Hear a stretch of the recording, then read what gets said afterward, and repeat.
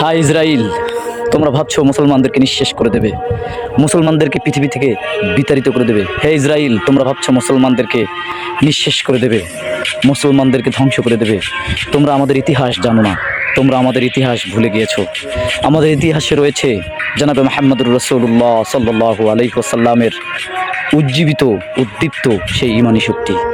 আমাদের ইতিহাসে রয়েছে আবু বকর রাদিয়াল্লাহু তাআলা আনহুর সেই উদ্দীপ্ত ঈমানী চেতনা।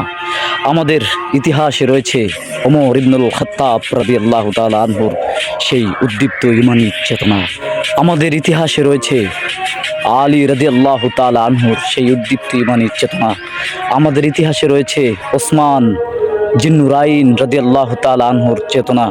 আমাদের ইতিহাসে রয়েছে হাসান, আমাদের ইতিহাসে রয়েছে হুসাইন, আমাদের ইতিহাসে রয়েছে খালিদ বিন ওয়ালিদ, আমাদের ইতিহাসে রয়েছে আতাবেক জেনকি, আমাদের ইতিহাসে রয়েছে সালাউদ্দিন আইয়ুবী।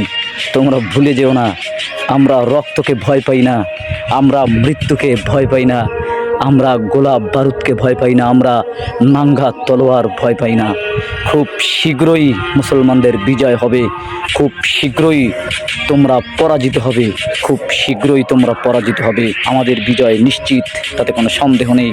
আমরা পরাজিত জাতি নই, মুসলমান বীরের জাতি। মুসলমান জয় হবেই ইনশাআল্লাহ রব্বুল আলামিন, মুসলমান জয় হবেই ইনশাআল্লাহ তাআলা।